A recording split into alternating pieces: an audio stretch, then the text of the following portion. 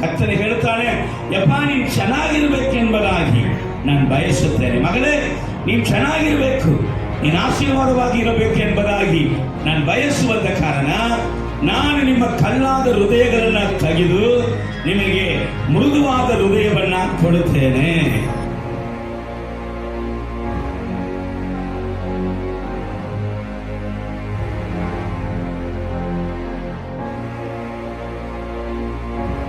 ದೇವರ ಚಿತ್ತ ಉದ್ದೇಶಗಳನ್ನ ಅರಿತುಕೊಳ್ಳುವಂತೆ ನಮ್ಮನ್ನ ಬದಲಾಯಿಸುತ್ತದೆ, ನಮ್ಮನ್ನ ದೇವರ ಮನುಷ್ಯನಾಗಿ ಮಾಡುತ್ತದೆ. ಸೊ ದೇವರ ಮನುಷ್ಯನು ಯಾರು ಅಂತ ಕೇಳುವಾಗ, ದೇವರ ಮನುಷ್ಯನೇ, ದೇವರ ಮನುಷ್ಯೇ ಆಶೀರ್ವಾದ ಪಾತ್ರೆ.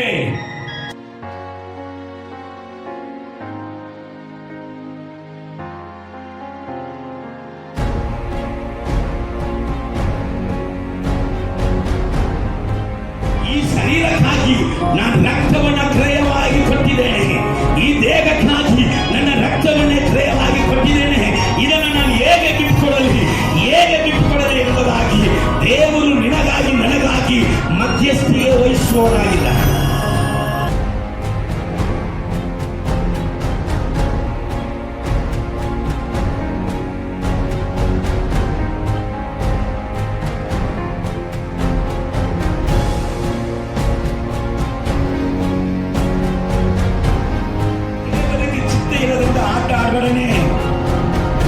ದೇವರಿಗೆ ಚಿತ್ತ ಇಲ್ಲದಂತ ಆಟ, ದೇವರಿಗೆ ಚಿತ್ತ ಇಲ್ಲದಂತ ಹಾಡು ಎಲ್ಲಿ ತನಕ ನೀನು ಧೈರ್ಯವಾಗಿ ಕೇಳ್ತೀವೋ ನಾನು ಹೇಳುವೆನು ನೀವೇ ಕ್ರಿಸ್ತ ವಿರೋಧಿ.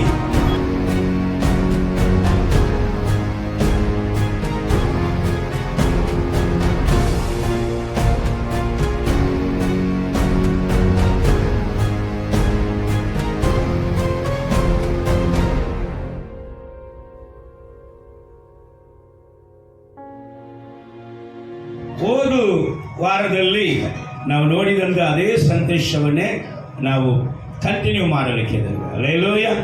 ಅದೇ ಸಂದೇಶದ ಕಾರ್ಯಗಳನ್ನು ದೇವರು ನಮಗೆ ಕಂಟಿನ್ಯೂ ಆಗಿ ಕೊಡಲಿಕ್ಕಿದ್ದಾರೆ. ಸೊ ಹೋದ ವಾರದಲ್ಲಿ ನಾವು ಈ ರೀತಿಯಾದ ವಾಕ್ಯಗಳನ್ನು ಧ್ಯಾನಿಸಿದ್ದೇವೆ. ಯೆಶಾಯ ಪ್ರವಾದನೆ ಪುಸ್ತಕ 36ನೇ ಅಧ್ಯಾಯ 26ನೇ ವಾಕ್ಯ, ನಾನು ನಿನಗೆ ಹೊಸ ಮನಸ್ಸನ್ನು ಕೊಟ್ಟು ನಿಮ್ಮಲ್ಲಿ ನೂತನ ಸ್ವಭಾವವನ್ನು ಹುಟ್ಟಿಸುವೇನು ಅಂತ. ಹಲ್ಲೆಲೂಯ. ಕರ್ತನು ಏನು ಹೇಳಿದ? ನಿಮಗೆ ಹೊಸ ಮನಸ್ಸನ್ನ ಕೊಟ್ಟು ನೂತನ ಸ್ವಭಾವವನ್ನ ನಿಮ್ಮಲ್ಲಿ ಹುಟ್ಟಿಸುವೇನು. ಸೊ ಈ ನೂತನ ಸ್ವಭಾವವನ್ನು, ಹೊಸ ಮನಸ್ಸನ್ನು ನಿಮ್ಮಲ್ಲಿ ಕೊಡುವುದಿಗೆ ನಾನು ಏನು ಮಾಡುತ್ತೇನೆ? ನಿಮ್ಮ ಕಲ್ಲಾದ ಹೃದಯವನ್ನು ನಿಮ್ಮಿಂದ ತೆಗೆದು ಮೃದುವಾದ ಹೃದಯವನ್ನು ನಿಮಗೆ ದಯಪಾಲಿಸುವೆ. ಹಲ್ಲೆಲೂಯ. ದೇವರು ಏನು ಹೇಳಿದ್ರು? ಕಲ್ಲಾದ ಹೃದಯವನ್ನ ತೆಗೆದು ಮೃದುವಾದ ಹೃದಯವನ್ನ ಕೊಡುತ್ತಾರಂತ. ಸೊ ಕಲ್ಲಾದ ಹೃದಯ ಅಂದ್ರೆ ಏನು ಅಂತ ಕೇಳುವಾಗ, ಅದು ದೇವರ ಚಿತ್ತಕ್ಕೆ ಒಳಪಡದಂತ ಹೃದಯ, ದೇವರ ಚಿತ್ತವನ್ನ ಅರಿತುಕೊಳ್ಳುವುದಕ್ಕೆ ಮನಸ್ಸು ಮಾಡದಂತ ಹೃದಯ. ಎಷ್ಟು ಪ್ರಸಂಗಗಳನ್ನು ಕೇಳಿದ್ರು ಪ್ರಸಂಗಗಳಂತೆ ತನ್ನನ್ನು ನಡೆಯುವುದಕ್ಕೆ ವಿಧೇಯರಾಗದಂತೆ ಹೃದಯ, ಒಂದು ಕಠಿಣವಾದ ಹೃದಯ. ಕರ್ತನ ಸಂಗಡ ನಡೆಯುವುದಕ್ಕೆ ಇಷ್ಟ ಇಲ್ಲದಂತ ಹೃದಯ. ಆಶೀರ್ವಾದವು ಏನಂತ ಗೊತ್ತಿದ್ರೂ ಕೂಡ ಆಶೀರ್ವಾದ ಮಾರ್ಗದಲ್ಲಿ ನಡೆಯದಂತ ಒಂದು ಹೃದಯ. ಆದ ಕಾರಣ ನೀನು ನಾಶನೆಗೆ ಗುರಿಯಾಗಿ ಅಲ್ಲ, ನೀನು ಅಳಿಸಲ್ಪಡುವುದಕ್ಕಲ್ಲ, ನೀನು ಉದ್ಧರಿಸಲ್ಪಡುವುದಕ್ಕೆ ನಾನು ನಿನ್ನನ್ನು ಆಶೀರ್ವದಿಸುವುದಕ್ಕೆ ಬಯಸುತ್ತೇನೆ. ಹಲ್ಲೆಲೂಯ. ನೀನು ಆಶೀರ್ವಾದ ಪಾತ್ರೆಯಾಗಿ ನಿನ್ನ ಬದಲಾಯಿಸುವುದಕ್ಕೆ ನಾನು ಬಯಸುತ್ತೇನೆ. ಕರ್ತನೆ ಹೇಳ್ತಾನೆ, ಯಪ್ಪ ನೀನು ಚೆನ್ನಾಗಿರ್ಬೇಕೆಂಬುದಾಗಿ ನಾನು ಬಯಸುತ್ತೇನೆ. ಮಗಳೇ, ನೀನು ಚೆನ್ನಾಗಿರಬೇಕು, ನೀನು ಆಶೀರ್ವಾದವಾಗಿ ಇರಬೇಕು ಎಂಬುದಾಗಿ ನಾನು ಬಯಸುವಂತ ಕಾರಣ ನಾನು ನಿಮ್ಮ ಕಲ್ಲಾದ ಹೃದಯಗಳನ್ನು ತೆಗೆದು ನಿಮಗೆ ಮೃದುವಾದ ಹೃದಯವನ್ನ ಕೊಡುತ್ತೇನೆ. ಹಲ್ಲೆಲೂಯ. ಹೊಸ ಮನಸ್ಸು, ಅದು ಕ್ರಿಸ್ತನ ಮನಸ್ಸು. ವಾಕ್ಯ ಹೇಳ್ತದೆ, ಕ್ರಿಸ್ತನ ಮನಸ್ಸು ನಿಮಗೂ ಉಂಟಾಗಲಿ ಅಂತ. ಹಲ್ಲೆಲೂಯ. ಕ್ರಿಸ್ತನ ಮನಸ್ಸು ನಮ್ಮನ್ನು ಏನು ಮಾಡುತ್ತದೆ? ನಮ್ಮನ್ನು ಆಶೀರ್ವದಿಸಲ್ಪಡುವಂಥ ವ್ಯಕ್ತಿಯಾಗಿ ಬದಲಾಯಿಸುತ್ತದೆ. ಹಲ್ಲೆಲೂಯ. ನಾವು ಕ್ರಿಸ್ತನ ಸಂಗಡ ನಡೆಯುವಂತ ವ್ಯಕ್ತಿಯಾಗಿ ಬದಲಾಯಿಸುತ್ತದೆ. ದೇವರ ಚಿತ್ತ ಉದ್ದೇಶಗಳನ್ನು ಅರಿತುಕೊಳ್ಳುವಂತೆ ನಮ್ಮನ್ನ ಬದಲಾಯಿಸುತ್ತದೆ, ನಮ್ಮನ್ನ ದೇವರ ಮನುಷ್ಯನಾಗಿ ಮಾಡುತ್ತದೆ. ಸೊ ದೇವರ ಮನುಷ್ಯನು ಯಾರು ಅಂತ ಕೇಳುವಾಗ, ದೇವರ ಮನುಷ್ಯನೇ, ದೇವರ ಮನುಷ್ಯೇ ಆಶೀರ್ವಾದ ಪಾತ್ರೆ, ಸಮಾಧಾನದ ಪಾತ್ರೆ. ಹಲ್ಲೆಲೂಯ. ಅಲ್ಲಿ ವಾಕ್ಯ ಹೇಳುತ್ತದೆ, ಆಶೀರ್ವದಿಸಲ್ಪಟ್ಟವರೇ ನೀನು ಒಳಗೆ ಬನ್ನಿ, ನೀನು ಯಾಕೆ ಹೊರಗೆ ನಿಂತಿದಿ? ಹಲ್ಲೆಲೂಯ. ಆಶೀರ್ವದಿಸಲ್ಪಟ್ಟವರು ಒಳಗೆ ಬರಬೇಕು, ಅವ್ರು ಬಂದ್ರೆ ಆಶೀರ್ವಾದ. ಆದ ಕಾರಣ ಹೊಸ ಮನಸ್ಸು, ನೂತನ ಸ್ವಭಾವ, ಅದು ದೇವರ ಸ್ವಭಾವ. ಹಲ್ಲೆಲೂಯ. ಅದು ಕ್ರಿಸ್ತನ ಸ್ವಭಾವ. ಕ್ರಿಸ್ತನ ಸ್ವಭಾವವು ನಮ್ಮನ್ನು ಏನ್ ಮಾಡುತ್ತದೆ? ನಮಗೆ ದೀರ್ಘಾಯುಷ್ಯ ಕೊಡುತ್ತದೆ, ನಮ್ಮ ದಿನಗಳನ್ನು ಹೆಚ್ಚು ಮಾಡುತ್ತದೆ. ಹಲ್ಲೆಲೂಯ. ನಮಗೆ ವಿಶ್ರಾಂತಿಯನ್ನು ಕೊಡುತ್ತದೆ, ನಮಗೆ ಸಮಾಧಾನವನ್ನು ಕೊಡುತ್ತದೆ, ನಮಗೆ ಆನಂದವನ್ನು ಕೊಡುತ್ತದೆ. ನಾವು ಕೈ ಹೆಚ್ಚುವಂತ ಸಕಲ ಕೆಲಸದಲ್ಲಿ ಅದು ಕೈಗೂಡಿ ಬರುವಂತೆ ನಮ್ಮನ್ನು ಆಶೀರ್ವದಿಸುತ್ತದೆ. ಆದ ಕಾರಣ ದೇವರು ನಮಗೆ ನೂತನ ಸ್ವಭಾವವನ್ನು, ನೂತನ ಮನಸ್ಸನ್ನು ಕೊಟ್ಟಂತ ಕಾರಣ ವಾಕ್ಯ ಹೇಳಿತ್ತು, ಕೊಲೊಸ್ಸೆ ಪತ್ರಿಕೆ 3:10, ನೀವು ಈಗ ಯಾರಾಗಿದ್ದೀರಾ? ನೂತನ ಮನುಷ್ಯನನ್ನ ಧರಿಸಿಕೊಂಡಿದ್ದೀರಾ. ಯಾರನ್ನ? ಹೊಸ ಮನುಷ್ಯನನ್ನ ಧರಿಸಿಕೊಂಡಿದ್ದೀರಾ. ರಕ್ಷಣೆ ಹೊಂದಿದವರೇ, ನೀನು ಬಾರ್ನ್ ಅಗೇನ್ ಕ್ರಿಶ್ಚಿಯನ್, ನೀನು ಹೊಸದಾಗಿ ಹುಟ್ಟಿದವನು. ಹಲ್ಲೆಲೂಯ. ಸತ್ಯವೇದ ಹೇಳುತ್ತದೆ, ದೇವರಿಂದ ಹುಟ್ಟಿದವನು ಪಾಪ ಮಾಡುವುದಿಲ್ಲ. ಪಾಪ ಮಾಡುವವನು ಯಾರು? ದೇವರಿಂದ ಹುಟ್ಟಿದವನು ಅಲ್ಲ, ಸೈತಾನಿಂದ ಹುಟ್ಟಿದವನೇ ಪಾಪ ಮಾಡುತ್ತಾನೆ. ಮೊದಲು ಪಾಪಕ್ಕೆ, ಸೈತಾನ ಕಾರ್ಯಗಳಿಗೆ ಒಳಬಿದ್ದು ದೇವರಿಗೆ ವೈರಿಯಾಗಿ ಇದ್ದಂತ ನಿಮ್ಮನ್ನ ಕ್ರಿಸ್ತು ಯೇಸು ಕ್ರಿಸ್ತನ ರಕ್ತದಲ್ಲಿ, ಮರಣದಲ್ಲಿ ನಿಮ್ಮನ್ನ ದೇವರೊಂದಿಗೆ ಐಕ್ಯವಾಗಿ ಇರುವುದಕ್ಕಾಗಿ ದೇವರು ನಿಮ್ಮನ್ನ ನೂತನಗೊಳಿಸಿದ್ದಾರೆ. ನೀವು ನೂತನ ಸ್ವಭಾವವನ್ನ ಧರಿಸಿಕೊಂಡವರು ಮಾತ್ರ ಅಲ್ಲ, ನೀವು ನೂತನ ಮನುಷ್ಯರಾಗಿದ್ದೀರಾ. ಹಲ್ಲೆಲೂಯ. ನೀವು ಯಾರಂತೆ? ನೀವು ಹೊಸ ಮನುಷ್ಯನನ್ನ ಧರಿಸಿಕೊಂಡಿದ್ದೀರಿ. ಆದ ಕಾರಣ 3ನೇ ಅಧ್ಯಾಯ, ಕೊಲೊಸ್ಸೆ 3ನೇ ಅಧ್ಯಾಯ 2ನೇ ವಾಕ್ಯ ಹೇಳಿತ್ತು, ನೀವು ಮೇಲಿರುವ ಮೇಲೆ ಮನಸ್ಸಿರ್ರಿ. ಯಾವುದು ಮೇಲೆ? ಮೇಲಿರುವುದು. ಮೇಲಿರುವವುಗಳು ಯಾವುದು? ಪರಲೋಕಕ್ಕೆ ಸಂಬಂಧಪಟ್ಟದು, ಸತ್ಯಕ್ಕೆ ಸಂಬಂಧಪಟ್ಟದು, ರಾಜ್ಯಕ್ಕೆ ಸಂಬಂಧಪಟ್ಟದು, ನಿತ್ಯ ಜೀವಕ್ಕೆ ಸಂಬಂಧಪಟ್ಟದು. ನೀವು ಭೂಮಿಯಲ್ಲಿ ಇದ್ರೂ ನೀವು ಲೋಕದವರಲ್ಲ, ನೀವು ಲೋಕದಿಂದ ಪ್ರತ್ಯೇಕಿಸಲ್ಪಟ್ಟವರು, ಬೇರ್ಪಡಿಸಲ್ಪಟ್ಟವರು, ಕ್ರಿಸ್ತನ ಜನರಾಗಿ, ದೇವರ ಮಕ್ಕಳಾಗಿ ಇರುವುದಕ್ಕಾಗಿ ಕರೆಯಲ್ಪಟ್ಟವರು. ಆದ ಕಾರಣ ನೀವು ಈ ಹೊಲಸಿನ ಲೋಕದಲ್ಲಿ ಇದ್ರೂ ನೀವು ಲೋಕದವರಲ್ಲ, ನೀವು ಕತ್ತಲೆಗೆ ಸಂಬಂಧಪಟ್ಟವರಲ್ಲ, ನೀವು ಬೆಳಕಿನ ಮಕ್ಕಳು ಎಂಬುದಾಗಿ ಹೇಳಿ ನೀವು ಏನ್ ಮಾಡಬೇಕಂತ, ಮೇಲಿರುವವರ ಮೇಲೆ ಮನಸ್ಸಿಡುವುದು ಅವಶ್ಯ, ರಾಜ್ಯದ ಮೇಲೆ ಮನಸ್ಸಿರುವುದು ಅವಶ್ಯ. ನಿತ್ಯದ ಜೀವಿತದ ಕುರಿತಾಗಿ ನೀವು ಮನಸ್ಸಿರಬೇಕು. ಮನಸ್ಸಿಡದಿದ್ದರೆ ವಾಕ್ಯ ಹೇಳುತ್ತದೆ, ಈಗ ಒಬ್ಬ ವ್ಯಕ್ತಿಯನ್ನ ದೇವರು ರಕ್ಷಿಸಿದ ನಂತರ, ಅವನ ಪಾಪಗಳನ್ನು ತೊಳೆದ ನಂತರ ಅವನ ಹೃದಯ ಹೇಗಿದೆ? ಸ್ವಚ್ಛ ಆಗಿದೆ, ಶುದ್ಧವಾಗಿದೆ.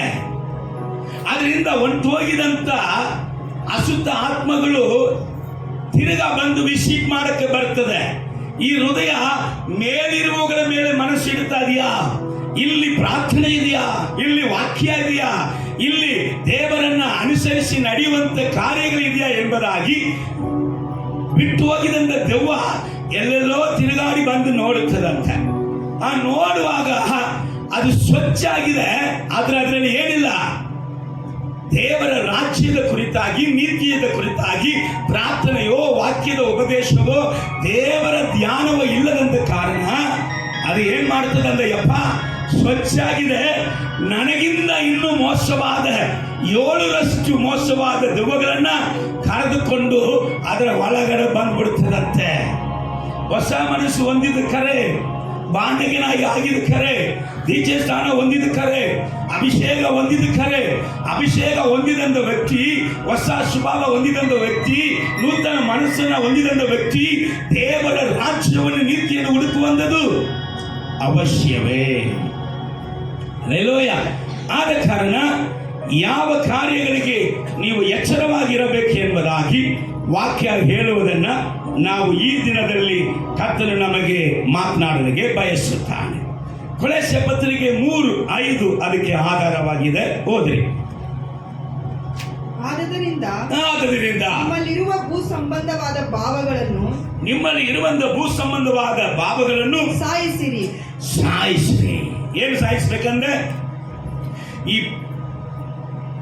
ಲೋಕಕ್ಕೆ ಸಂಬಂಧಪಟ್ಟ ಭಾವಗಳನ್ನ ಏನ್ ಮಾಡ್ಬೇಕಂದ್ರೆ ಸಾಯಿಸ್ರಿ. ಜಾರತ್ವ, ಬಂಡುತನ, ಕಾಮಾಭಿಲಾಷೆ, ದುರಾಶೆ, ವಿಗ್ರಹ ಆರಾಧನೆಗೆ ಸಮವಾಗಿರುವ ಲೋಭ,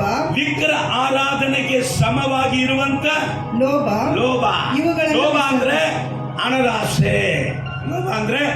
ಹಣದಾಸೆ.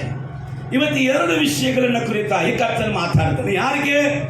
ನೂತನ ಮನಸ್ಸು ಹೊಂದಿದವರಿಗೆ, ನೂತನ ಸ್ವಭಾವವನ್ನು ಧರಿಸಿಕೊಂಡಿದವರು ಏನ್ ಮಾಡ್ಬೇಕಂತ ಇಂಥ ಕಾರ್ಯಗಳನ್ನ ಅಲಿಸಬೇಕು. ಒಂದು, ದೇವರು ಮಾತಾಡಕ್ಕೆ ಬಯಸುತ್ತಾರೆ, ಶಾರೀರಿಕವಾದ ಇಚ್ಛೆ. ಏನಿಚ್ಛೆ? ಶರೀರದ ಇಚ್ಛೆ, ಶಾರೀರಿಕವಾದ ಇಚ್ಛೆ, ಮಾಂಸದ ಇಚ್ಛೆ.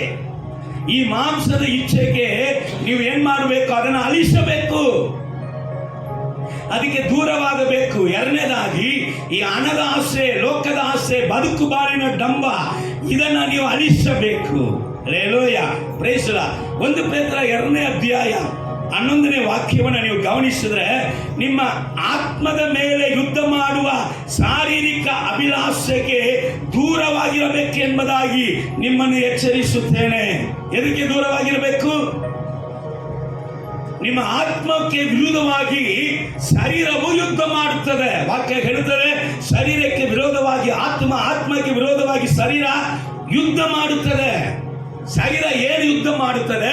ನಿನ್ನ ಪರಿಶುದ್ಧ ಜೀವಿತವನ್ನ ಕೆಡಿಸಿ ದುರಾಸೆಗಳಿಗೆ, ಅಭಿಲಾಷೆಗಳಿಗೆ, ಶಾರೀರಿಕ ಅಭಿಲಾಷೆಗಳಿಗೆ, ದುರಾಸೆಗಳಿಗೆ ನಿನ್ನನ್ನು ಒಳಪಡಿಸಬೇಕೆಂಬುದಾಗಿ ಸೈತಾನ ಯಾವಾಗಲೂ ಹೋರಾಡುತ್ತಾನೆ.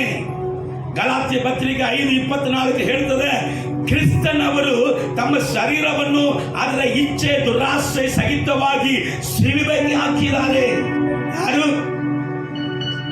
ಯಾರ್ರಿ? ನೂತನ ಸ್ವಭಾವ ಹೊಂದಿದವರು ಕ್ರಿಸ್ತನವರು ಎಂಬುದಾಗಿ ಹೇಳಿದೆ.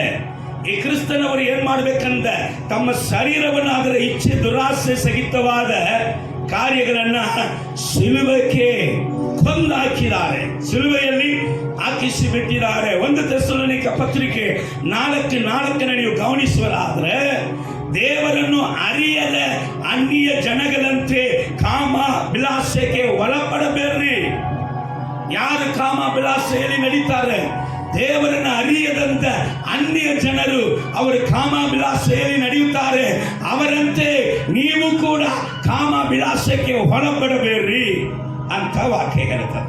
ಕೊಲೊಸ್ಸೆ 3:10 ಪುನಃ ಹೇಳುತ್ತದೆ, ನೀವು ಹೊಸಬರು. ನೀವು ಯಾರು? ಹೊಸಬರು.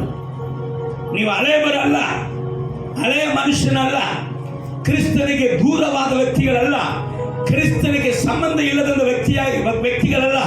ನೀವು ಕ್ರಿಸ್ತನೊಂದಿಗೆ ಐಕ್ಯದಲ್ಲಿ, ಕ್ರಿಸ್ತನೊಂದಿಗೆ ಪರಲೋಕದಲ್ಲಿ, ಆತನ ಸಿಂಹಾಸನ ಪಕ್ಕದಲ್ಲಿ ಆತನೊಂದಿಗೆ ಕುಳಿತುಕೊಳ್ಳುವುದಕ್ಕಾಗಿ ನಿಯಮಿಸಲ್ಪಟ್ಟು ಪ್ರತ್ಯೇಕಿಸಲ್ಪಟ್ಟಂತ ದೇವರ ಜನಾಂಗಗಳಾಗಿದ್ದೀರಾ. Hallelujah, praise the lord. ಆದ ಕಾರಣ ಅವನು ಹೇಳ್ತಾ ಇದ್ದಾನೆ, ನೀವು ಮೇಲಿರುವಗಳ ಮೇಲೆ ಮನಸ್ಸಿಡುವಂಥದ್ದು ಯೋಗ್ಯ, ಮೇಲಿರುವ ಮೇಲೆ ಮನಸ್ಸಿಡುವಂಥದ್ದು ಅವಶ್ಯ. ಮೇಲಿರುವ ಮೇಲೆ ನೀವು ಮನಸ್ಸಿಡುವಂಥದ್ದೇ ದೇವರ ಮಕ್ಕಳು ಹೊಂದಿಕೊಳ್ಳುವಂತ ಬಾಧ್ಯತೆ. ಒಂದು ವೇಳೆ ಆ ಮನಸ್ಸು ಇಲ್ಲದೆ ಹೋಗುವಾಗ ಏನ್ ನಡೆಯುತ್ತದೆ? 2 ಪೇತ್ರ 1:9 ಈ ರೀತಿಯಾಗಿ ಹೇಳ್ತಾ ಇದ್ದಾನೆ, ಇವುಗಳು ಇಲ್ಲದವನು ಕುರುಡನಾಗಿದ್ದಾನೆ. ಯಾರಾಗಿದ್ದಾನೆ? ಕಣ್ ತೆರೆಯಲ್ಪಟ್ಟಂತ ವ್ಯಕ್ತಿಯೇ ಈಗ ಪುನಃ ಬ್ಲೈಂಡ್ ಆಗಿದ್ದಾನೆ, ಕುರುಡನಾಗಿದ್ದಾನೆ. ಅವನು ದೂರದೃಷ್ಟಿ ಇಲ್ಲದವನಾಗಿತ್ತು. ಏನ್ ದೃಷ್ಟಿ? ದೂರದೃಷ್ಟಿ. ನಿತ್ಯ ಜೀವಿತ ಕುರಿತಾಗಿ, ಪರಲೋಕದ ಕುರಿತಾಗಿ, ಇವತ್ತು ಸತ್ತರೆ ನಾನು ಎಲ್ಲಿ ಹೋಗುತ್ತೇನೆ, ನನ್ನ ನನ್ನ ದೇವರು ಇವತ್ತು ಬಂದ್ರೆ ಆತನು ಮಧ್ಯ ಆಕಾಶದ ಮೇಲೆ ದೇವದೂತ ಸೈನಿಗಳೊಂದಿಗೆ ಆತನು ಒಯ್ಯುವುದಕ್ಕಾಗಿ ಬರುವಾಗ, ರಹಸ್ಯ ಬರವಣಿಗೆಯಲ್ಲಿ ಬರುವಾಗ, ನಾನು ಎಲ್ಲಿದ್ದೇನೆ, ನಾನು ಎಲ್ಲಿ ಹೋಗುತ್ತೇನೆ ಎಂಬುದಾಗಿ ದೂರದೃಷ್ಟಿ ಇಲ್ಲದವರಾಗಿ ಇತ್ತು. ತನ್ನ ಹಿಂದಿನ ಪಾಪಗಳು ಪರಿಹಾರ ಆಗಿದದನ್ನು ಸಹ ಮರೆತವರಾಗಿ, ತಾನು ಶುದ್ಧನಾಗಿದ್ದದನ್ನ ಮರೆತು ಬಿಟ್ಟವರಾಗಿ ಆಗಿದ್ದಾರೆ. ವಾಕ್ಯ ಹೇಳುತ್ತದೆ ನಾವೇನಾಗಬೇಕು? ನೂತನ ಮನುಷ್ಯನು. ಹಾಗಾದ್ರೆ ಪ್ರಾರ್ಥನೆ ಮಾಡದೆ ಇರುವಂತ ವಿಶ್ವಾಸಿ ಪಾಪ ಮಾಡ್ತಾ ಇದ್ದಾನೆ, ಪಾಪಿ. ವಾಕ್ಯವನ್ನು ಓದದೆ ಇರುವಂತ ವಿಶ್ವಾಸಿ ಪಾಪ ಮಾಡ್ತಾ ಇದ್ದಾನೆ. ಸಭೆಗೆ ಬರದೇ ಇರುವುದು ಪಾಪ. ದೇವರ ಐಕ್ಯದಲ್ಲಿ ಸೇರದೇ ಇರುವುದು ಪಾಪ. Hallelujah, hallelujah. ಪ್ರಾರ್ಥನೆ ಕೂಟಗಳಲ್ಲಿ ಸೇರದೇ ಇರುವುದು ಪಾಪ. ದೇವರ ಸಭೆಗೆ ಬರದೇ ಇರುವುದು ಪಾಪ ಅಂತ ಹೇಗೆ ಹೇಳ್ತೀರಾ? ವಾಕ್ಯ ಹೇಳ್ತದೆ, ಕೀರ್ತನೆಗಾರನು ಈ ರೀತಿಯಾಗಿ ಹಾಡುತ್ತಾನೆ. ಏನಂತ? ಯೆರೂಸಲೇಮೇ, ನಾನು ನಿನ್ನ ಮರೆತರೆ ನನ್ನ ಬಲಕೈ ಕೆಲಸ ಮಾಡದೆ ಹೋಗುತ್ತದೆ. ಏನಾಗುತ್ತದಂತೆ? ಬಲಗೈ ಮಾಡುವಂತ ಮುಖ್ಯವಾದ ಕೆಲಸ ಏನು ಹೇಳಿ? ಊಟ, ಅನ್ನ ಹೇಳೋದು ಕರೆಕ್ಟ್. ಮುಖ್ಯವಾದ ಕೆಲಸ ಊಟ ಮಾಡೋದು, ದುಡಿಯೋದೇ ಊಟ ಮಾಡೋದು ತಾನೆ. ಹಲ್ಲೆಲೂಯ. ಲೋಕದವ್ರು ಹೇಳ್ತಾರೆ, ಒಂದೇ ಜಾನ್ ಇರುವಂತ ಹೊಟ್ಟೆಗಾಗಿ ಇಷ್ಟು ಹೋರಾಟ. ಸೊ ಬಳಕೆ ಏನ್ ಮಾಡ್ತದೆ? ಸಭೆಗೆ ಬರದಿದ್ರೆ ಬಳಕೈ ಊಟ ಮಾಡುವುದಕ್ಕೆ ಕತ್ತಿ ಇಲ್ಲದೆ ಹೋಗ್ಬಿಡ್ತದೆ. ಬಳಕೆ ಏನಾಗ್ಬಿಡ್ತದೆ? ಊಟ ಮಾಡುವುದಕ್ಕೆ ಗತಿ ಇಲ್ಲದೆ ಹೋಗ್ಬಿಟ್ಟು. ಒಂದು ವೇಳೆ ರೇಷನ್ ಇರ್ತದೆ, ಮನೆ ತುಂಬ ರೇಷನ್ ಇರ್ತದೆ, ಘಮ ಘಮ ಬಿರಿಯಾನಿ ಇರ್ತದೆ, ಆದ್ರೆ ಊಟ ಮಾಡಕ್ಕೆ ಆಗಂಗಿಲ್ಲ. ಹಲ್ಲೆಲೂಯಾ. ದೇವರ ಆಲಯಕ್ಕೆ ಬರದೇ ಇರುವುದು ಶಾಪ. ಬಳಕೆ ಲಕ್ವ ಹೊಡೆದು ಬಿಡ್ತದೆ. Hallelujah, praise the Lord. ನೀವು ನೂತನ ಮನುಷ್ಯರು, ನೀವು ನೂತನ ಸೃಷ್ಟಿ. ದೇವರ ಆಲಯವನ್ನ, ದೇವರ ಸಮ್ಮುಖವನ್ನ ಯಾರಕ್ಕೋಸ್ಕರನು, ಯಾವುದಕ್ಕೋಸ್ಕರನು ಬಿಟ್ಕೊಡಲೇಬಾರದು. ಒಬ್ಬ ದೇವರ ಮನುಷ್ಯನು ಇವತ್ತು ತನಕ ಹೇಳ್ತಾ ಇದ್ದಾರೆ, ಸಣ್ಣ ಪ್ರಾಯದಿಂದ 85 years ಇವತ್ತು ತನಕ ಹೇಳ್ತಾ ಇದ್ದಾರೆ, ನಾನು ದೇವರಿಗೋಸ್ಕರ ಏನ್ ಬೇಕಾದರೂ ಬಿಟ್ಟು ಬಿಡ್ತೇನೆ, ಆದರೆ ಯಾವುದಕ್ಕೋಸ್ಕರನು ನನ್ನ ದೇವರನ್ನ ಬಿಟ್ಟುಕೊಡಲ್ಲ. ಹಲ್ಲೆಲೂಯಾ. ದೇವರಿಗೋಸ್ಕರ ಏನ್ ಬೇಕಾದರೂ ಬಿಟ್ಟುಕೊಡ್ತೇನೆ, ಆದ್ರೆ ಯಾವುದಕ್ಕೋಸ್ಕರನು ನನ್ನ ದೇವರನ್ನ ಮಾತ್ರ ಬಿಟ್ಟುಕೊಡೋದೇ ಇಲ್ಲ. ಆದ ಕಾರಣ ನೂತನ ಸ್ವಭಾವ ಉಳ್ಳವರು ನಾವು ಎಚ್ಚರವಾಗಿರ್ಬೇಕಂತ. ಯಾವ ವಿಷಯದಲ್ಲಿ ನೋಡಬಹುದು? ನೀವು ದೇವರ ಮಹಿಮೆಯಲ್ಲಿ ಸೃಷ್ಟಿ ಮಾಡಲ್ಪಟ್ಟಂತ ಆದಾಮ ಅವ್ವಳು ಬೆಳಕಾಗಿರುವಂತ ದೇವರ ಮುಂದೆ ಆತನ ಮಗ ಪ್ರಸನ್ನದಲ್ಲಿ ಸಾಮಾನ್ಯ ವ್ಯಕ್ತಿಗಳು ನೋಡುವುದಕ್ಕೆ ಸಾಧ್ಯ ಇಲ್ಲ.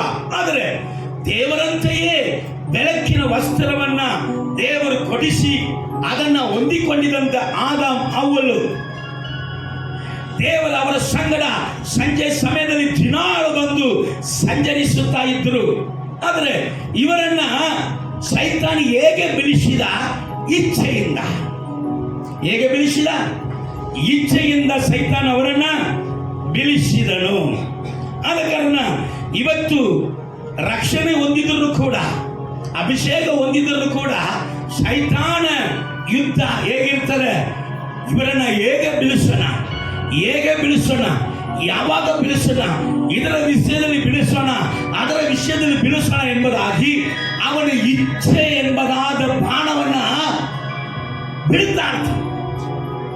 ಆದ್ರೆ ದೇವರು ಒಂದು ಕಡೆ ಈ ಕಡೆ ನಿಂತುಕೊಂಡು ಸೈತಾನ ಈಗ ಮಾಡುವಾಗ, ಯೇಸು ಸ್ವಾಮಿ ಇನ್ನೊಂದು ಕಡೆ ನಿಂತುಕೊಂಡು ಆತನ ಏನು ಹೇಳ್ತಾನೆ ಗೊತ್ತಾ? ಈ ಶರೀರಕ್ಕಾಗಿ ನಾನು ರಕ್ತವನ್ನ ಕ್ರಯವಾಗಿ ಕೊಟ್ಟಿದ್ದೇನೆ, ಈ ದೇಹಕ್ಕಾಗಿ ನನ್ನ ರಕ್ತವನ್ನೇ ಕ್ರಯವಾಗಿ ಕೊಟ್ಟಿದ್ದೇನೆ, ಇದನ್ನು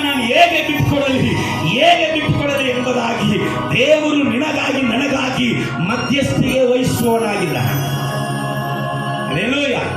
ರಕ್ಷಣೆ ಹೊಂದಿದರನು, ಅಭಿಷೇಕ ಹೊಂದಿದರನು, ಇಚ್ಛೆ ಎಂಬುದಾದ ಕಾರ್ಯಗಳು ನಮ್ಮಲ್ಲಿ ಸೈತಾನ ಪ್ರೇರೇಪಿಸುತ್ತಾನೆ.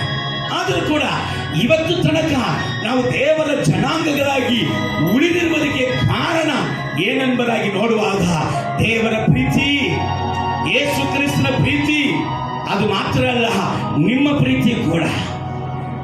ಹಲ್ಲೆಲೂಯಾ. ಮೊದಲು ದೇವರ ಪ್ರೀತಿ ನಾವು ಇವತ್ತು ತನಕ ನಿಂತಿರುವುದಕ್ಕೆ ಕಾರಣ. ಎರಡನೇದಾಗಿ ನಿಮ್ಮ ಪ್ರೀತಿ. ಏನಂತ? ಎಂಥ ಕಷ್ಟದಲ್ಲಿಯೂ, ಎಂಥ ವೇದನೆಯಲ್ಲಿಯೂ, ಎಂಥ ಸೋಲಲ್ಲಿಯೂ, ಎಂಥ ಬಳಗಿನದಲ್ಲಿಯೂ ನಾವು ದೇವರನ್ನ ಹುಡುಕುತ್ತಾ ಬರ್ತಾ ಇದೀವಲ್ಲ, ಈ ಪ್ರೀತಿಯಿಂದಲೇ ದೇವರು ಇವತ್ತು ತನಕ ನಮ್ಮನ್ನು ನಿಲ್ಲಿಸಿದ್ದಾನೆ. ಯಾಕೆಂದ್ರೆ ವಾಕ್ಯ ಹೇಳ್ತದೆ, ಆತನನ್ನು ಪ್ರೀತಿಸುವವರ ಹಿತಕ್ಕಾಗಿ ಎಲ್ಲವೂ ಅನುಕೂಲ ಮಾಡುತ್ತಾನೆ. ಕರಗಳ ತಟ್ಟಿ ದೇವರ ನಾಮಕ್ಕೆ ಮಹಿಮೆ ಪಡಿಸಿ. ಆತನ ಪ್ರೀತಿಸುವವರ ಹಿತಕ್ಕಾಗಿ ಎಲ್ಲವೂ ಅನುಕೂಲ ಮಾಡುವಂತ ದೇವರು. ಮಾತ್ರ ಅಲ್ಲ, ಕರ್ತನ ಮಾತ್ರ ನಮ್ಮನ್ನ ಪ್ರೀತಿಸದಿದ್ರೆ ಇವತ್ತು ಈ ದಿನವನ್ನು ನಾವು ಕಾಣಲಿಕ್ಕೆ ಸಾಧ್ಯನಾ? ನಮಗಿಂತ ಶ್ರೀಮಂತರು, ನಮಗಿಂತ ಬುದ್ಧಿವಂತರು, ನಮಗಿಂತ ಅಧಿಕಾರ ಉಳ್ಳದಂತ ವ್ಯಕ್ತಿಗಳು, ಎಷ್ಟೋ ಡಾಕ್ಟರ್ಗಳು, ಎಷ್ಟೋ ಸೈಂಟಿಸ್ಟ್ಗಳು ಹೋದ ವರ್ಷವನ್ನ ಕಂಡರು, ಈ ವರ್ಷವನ್ನ ಕಂಡಿಲ್ಲ. ಈ ವರ್ಷವನ್ನದಲ್ಲಿ ಇದ್ದವರು ಈ 8ನೇ ತಿಂಗಳಲ್ಲಿ ಇಲ್ಲ. ಹೋದ ವಾರದಲ್ಲಿ ಇದ್ದವರು ಇವತ್ತು ಇಲ್ಲ. ಅದನ್ನ ಬಿಡ್ರಿ, ನೆನ್ನೆ ಇದ್ದವರು ಇವತ್ತಿಲ್ಲ, ನೆನ್ನೆ ಇದ್ದವರು ಇವತ್ತು ಇಲ್ಲ. ಸೊ ಇವತ್ತು ಆತನ ಸನ್ನಿಧಾನದಲ್ಲಿ, ಆತನ ಸಮ್ಮುಖದಲ್ಲಿ, ಆತನ ಮಕ್ಕಳಾಗಿ ನಾವು ಕುಳಿತುಕೊಂಡಿರುವುದಕ್ಕೆ ಒಂದೇ ಕಾರಣ. ಇವತ್ತು ವಾಗ್ದಾನಗಳನ್ನ, ದೇವರ ವಾಕ್ಯದ ತಿಳುವಳಿಕೆಯನ್ನ ನಾವು ಹೊಂದಿಕೊಳ್ಳುವುದಕ್ಕೆ ಒಂದೇ ಕಾರಣ, ಯೇಸು ಕ್ರಿಸ್ತನು ನಮ್ಮ ಮೇಲೆ ಇಟ್ಟಿರುವಂತ ಪ್ರೀತಿ ಒಂದೇ. ಹಲ್ಲೆಲೂಯಾ. ನಾನು ಹೈದರಾಬಾದ್ ಹೋಗಿದಾಗ அந்த ಕ್ರಿಸ್ತನ ಪ್ರೀತಿ ಕುರಿತಾಗಿ ಒಂದು ಹಾಡು, ತಮಿಳ್ ಹಾಡು, ನಾನು ಹಳೆಯ ಹಾಡೋದು. ನಾನು ಸಣ್ಣ ವಯಸ್ಸಲ್ಲಿ ಇರುವಾಗಲೇ ಆ ಹಾಡನ್ನು ಹಾಡ್ಕೊಂಡು ಅಳುವಂತ ವ್ಯಕ್ತಿ. ಸಣ್ಣ ವಯಸ್ಸಲ್ಲೇ ಏನು ಗೊತ್ತಿಲ್ಲ, ಆದರೆ ಆ ಹಾಡು ನನ್ನನ್ನು ಏನು ಮಾಡ್ತಾ ಇತ್ತು ಅಂದ್ರೆ ಚಿಕ್ಕ ವಯಸ್ಸಲ್ಲೇ ನನ್ನ ಒಡೆಯುತ್ತಾ ಇತ್ತು. ನಾನು ಕೇಳಿ ಬಹಳ ವರ್ಷ ಆಯಿತು. ಆದರೆ ನಮ್ಮ ಮಕ್ಕಳು ಅಲ್ಲಿ ಹೈದರಾಬಾದಲ್ಲಿ ಆರಾಧನೆ ನಡೆಸುವಾಗ ಆ ಹಾಡನ್ನು ತೆಲುಗಲ್ಲಿ ಹಾಡಿದರು. ಅಯ್ಯೋ, ನನ್ನ ಮನಸ್ಸಲ್ಲಿ ಬಂದಂತ ಒಂದು ಸಂತೋಷಕ್ಕೆ, ಅಭಿಷೇಕಕ್ಕೆ ಅರ್ಥನೇ ಇಲ್ಲ ಅಂತ ಒಂದು ರೀತಿಯಾಗಿ ಒಂದು ಕ್ಲೌಡ್, ಒಂದು ಮೇಘವು, ಒಂದು ಮೋಡವು ಬಂದು ಅಲ್ಲಿ ಆವರಿಸಿದಂತೆ ಇತ್ತು. ಸೊ ಅದೇ ಹಾಡನ್ನ ತೆಲುಗಲ್ಲಿ ಸ್ವಲ್ಪ ಹಾಡಿ ಮುಂದಿನ ವಾಕ್ಯಕ್ಕೆ ನಾವು ಹೋಗೋಣ. ಪ್ರೇಮ, ಯೇಸುನಿ ಪ್ರೇಮ, ದೇವರು ಕೊಲುವಲೇನಿದೆ, ನಿಜము దీనిని నన్ను ఇది భూమి అందించలేనిది. ప్రేమ, యేసుని ప్రేమ, ఎవరు కొలువలేనిది, నిజము దీనిని నమ్ము, ఇది భూమి అందించలేనిది. నడుమారనిది నా యేసుని దివ్య ప్రేమ, ఎన్నడెన్నడు వీడనిది నా యేసుని నిత్య ప్రేమ, ఎన్నడెన్నడు మారనిది నా యేసుని దివ్య ప్రేమ, ఎన్నడెన్నడు వీడనిది నా యేసుని నిత్య ప్రేమ. ప్రేమ, యేసుని ప్రేమ, అది ఎవరు కొలువలేనిది, నిజము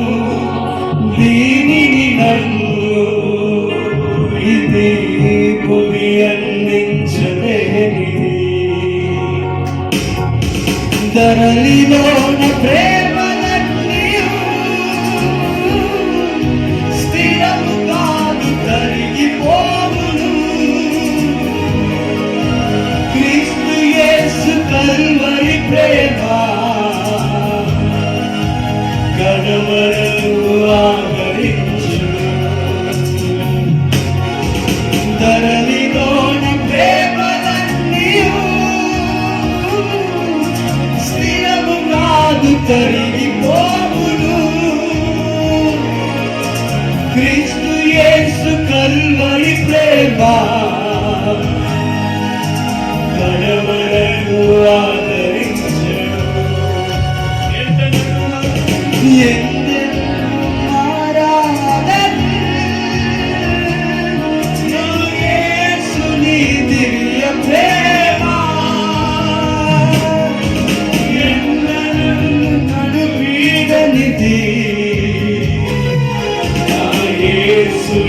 ನಿತ್ಯ ಪ್ರೇಮ ಗೊತ್ತಿಲ್ಲ ತಿಳ್ಕೊಳ್ಳ ಕರಗರ ಎತ್ತಿ ಎಂದಡೆನ್ನಡುವಾರನಿಧಿ ಯೇಸುನಿ ದಿವ್ಯ ಪ್ರೇಮ ಎಂದಡೆನ್ನಡುವೀರನಿಧಿ ಯೇಸುನಿ ನಿತ್ಯ ಪ್ರೇಮ ಪ್ರೇಮ ಯೇಸುನಿ ಪ್ರೇಮ ಅದಿಯವರು ಕೊಡುವನೇನಿದೆ ನಿಜವು ದೀನಿಗೆ ನಂಬು ವಿಧಿ ಭುವಿಯನ್ನಿಂಚಲೇನಿದೆ ಅನ್ಬು ಯೇಸುವಿನಂಬು ಅದು ನನವಿನ ಮುಡಿಯಾದದು நம்பு நீரை நம்பு இந்த ஜகமினில் கிடைக்காதது ಹಾಡು ಹೇಳ್ತದೆ ತಂದೆ ತಾಯಿ ಪ್ರೀತಿ ತಣ್ಣಗಾಗ್ಬಿಡ್ತದೆ ಗಂಡನ ಪ್ರೀತಿ ಕರಗಿ ಹೋಗುತ್ತದೆ ಹೆಂಡತಿ ಪ್ರೀತಿ ಕೂಡ ಒಂದು ದಿವಸ ಕೆಡವಿ ಹೋಗುತ್ತದೆ ಆದರೆ ಈ ಲೋಕದಲ್ಲಿ ಎಂದೆಂದೂ ಬದಲಾಗದಂತ ಒಂದು ಪ್ರೀತಿ ನಿನ್ನನ್ನು ಕರಹಿಡಿದು ನಡೆಸೋದಾದರೆ ನಿನ್ನನ್ನು ಪ್ರೀತಿಸೋದಾದರೆ ಅದು ಯೇಸು ಕ್ರಿಸ್ತನ ಪ್ರೀತಿ ಒಂದೇ ಎಂಬುದಾಗಿ hallelujah praise the Lord. So ಆದ ಕಾರಣ ಈ ಲೋಕದ ಪ್ರೀತಿ ಸುಳ್ಳು. ಆದ ಕಾರಣ ಈ ಲೋಕದ ಮೇಲೆ ಪ್ರೀತಿ ಇಟ್ಟು ಏನು ಉಪಯೋಗ ಇಲ್ಲ. ಅನೇಕ ಯವನ ಮಕ್ಕಳಿಗೆ ಗೊತ್ತಿಲ್ಲ ಒಂದು ದಿನವನ್ನ ಬೆಸ್ಟ್ ಎಂಬುದಾಗಿ ಆಚರಣೆ ಮಾಡುತ್ತಾರೆ. ಫೆಬ್ರವರಿ 14 ಅನೇಕ ದಿನಗಳನ್ನು ಆಚರಣೆ ಮಾಡುತ್ತಾರೆ. ಆದರೆ ಯವನಸ್ಥರು ವಿಶೇಷವಾಗಿ ಆಚರಣೆ ಮಾಡುವುದು ಯಾವುದು ಗೊತ್ತಾ? ಫೆಬ್ರವರಿ 14 ವ್ಯಾಲೆಂಟೈನ್ಸ್ ಡೇವಾ, ಲವರ್ಸ್ ಡೇ. ಸೊ ಈ ಲವರ್ಸ್ ಡೇ ಈಗ ಹೇಗಾಗಿದೆ ಗೊತ್ತಾ? ಲವ್ ಮಾಡುವಂತ ಹುಡುಗನಿಗೆ ಈ ಲವ್ ಮಾಡುವಂತ ಹುಡುಗಿ ಕೊಡುವಂತ ಬೆಸ್ಟ್ ಗಿಫ್ಟ್ ಏನ್ ಕೊಡ್ತಾ ಇದ್ದಾರೆ ಈಗ ನಿಮಗೆ ಗೊತ್ತುಂಟ? ನಿಮಗೆ ಗೊತ್ತಿಲ್ಲ ಅನಿಸ್ತದೆ, ಆದರೆ ಯವನಸ್ಥರಿಗೆ ಗೊತ್ತುಂಟು. ಹಲ್ಲೆಲೂಯ. ಯವನಸ್ಥರಿಗೆ ಗೊತ್ತಿರ್ತದೆ. ಈಗ ನಡೀತಾ ಇರುವಂತ ನ್ಯೂ ಕಾನ್ಸೆಪ್ಟ್, ಸುಮಾರು ಲಿವಿಂಗ್ ಟುಗೆದರ್ ಎಲ್ಲ ನಡೀತಾ ಇದೆ. ಒಂದು ದಿವಸ ಗಂಡ ಹೆಂಡತಿಯಾಗಿರೋದು, ಆಮೇಲೆ ಬಿಟ್ಟು ಹೋಗೋದು, ಬಾಳ ಹಾಕ್ತಾರೆ. ಸೊ ಈ ಮಕ್ಕಳು ಲವ್ ಮಾಡುವಂತ ಹುಡುಗನಿಗೆ ಈ ಹುಡುಗಿ ಕೊಡತಕ್ಕಂತ ಬೆಸ್ಟ್ ಗಿಫ್ಟ್ ಆಕೆ ದೇಹ ಅಂತ, ಆಕೆ ಶರೀರ ಬೆಸ್ಟ್ ಗಿಫ್ಟ್. ಅದನ್ನ ಅವನು ಕೇಳ್ತಾನೆ. ಇವರು Valentine's day, lovers day, best ಲೋಕದಲ್ಲಿ ಬೆಸ್ಟ್ ಗಿಫ್ಟ್ ಏನು? ಪರಿಶುದ್ಧತೆಯನ್ನ ನಾಶ ಮಾಡುವುದು, ಪರಿಶುದ್ಧತೆಯನ್ನ ಕಳೆದುಕೊಳ್ಳುವುದು, ಕನ್ನಿಗೆ ಎಂಬುದಾದ ಪದವನ್ನ ವಿಭಚಾರಿಯಾಗಿ ಮಾಡುವಂಥದ್ದು ಇಸ್ ಅ ಬೆಸ್ಟ್ ಗಿಫ್ಟ್. ಲೋಕದಲ್ಲಿ ನಡೆಯದೇ ಇರುವುದನ್ನು ಹೇಳ್ತಾ ಇಲ್ಲ, ನಡೀತಾ ಇದೆ. ಅದಕ್ಕೆ ಸಭೆಗೆ ದೇವರು ಎಚ್ಚರಿಸ್ತಾರೆ. ನಿಮಗೆ ಗೊತ್ತಾ, 13 ವಯಸ್ಸು ಮಗು, 13 ವಯಸ್ಸು ಮಗುಗೆ 8 ತಿಂಗಳ ಮಗು ಇದೆ. 13 ವಯಸ್ಸು ಮಗುಗೆ ಎಷ್ಟು ತಿಂಗಳ ಮಗು ಇದೆ? ಈ ಲೋಕವು ಯವನಸ್ಥರಿಗೆ ಎಲ್ಲಿಂದಪ್ಪ ಇದನ್ನ ಕಲಿತಿ? ಸತ್ಯವೇದದಿಂದ ಕಲಿತೀಯಾ? ಈ ಅಶುದ್ಧತೆಯನ್ನು ಎಲ್ಲಿಂದ ಕಲಿತಿ? ಸಿನಿಮಾಯಿಂದ. ಏನಿಂದ ಕಲಿತಾನ? ಸಿನಿಮಾ. ನಿಮಗೆ ಗೊತ್ತಾ, ಇವತ್ತು ಕಳ್ಳತನ ಮಾಡುವವನು ಸಿನಿಮಾ ನೋಡಿ ಮಾಡಿದ್ದೀನಿ ಅಂತ ಹೇಳ್ತಾನೆ. ಇವತ್ತು ಅತ್ಯಾಚಾರ ಮಾಡುವವನು ಸಿನಿಮಾ ನೋಡಿ ಮಾಡುತ್ತಾನೆ. ಇವತ್ತು ಕೆಟ್ಟ ಕೆಟ್ಟ ಕಾರ್ಯಗಳಿಗೆ ಒಳಪಟ್ಟಂತ ವ್ಯಕ್ತಿಗಳು ಸಿನಿಮಾ ನೋಡಿ ಮಾಡಿದ್ದೀನಿ ಎಂಬುದಾಗಿ ಹೇಳ್ತಾರ. ಸಿನಿಮಾ ನಿನಗೆ ನಿಜ ಪ್ರೀತಿಯನ್ನು ತೋರಿಸ್ಬಿಡ್ತದ? ಈ ಲೋಕದಲ್ಲಿ ಇರುವಂತ ಈ ಲವ್, ಈ ಅಶುದ್ಧವಾದ ಸ್ನೇಹ ನಿನಗೆ ನಿಜ ಪ್ರೀತಿಯನ್ನು ತೋರಿಸ್ಬಿಡ್ತದ? ನಾಶನವಾದ ಪ್ರೀತಿ ಅದು, ಅಶುದ್ಧವಾದ ಪ್ರೀತಿ ಅದು, ಆಶ್ರಯವಾದ ಪ್ರೀತಿ ಅದು.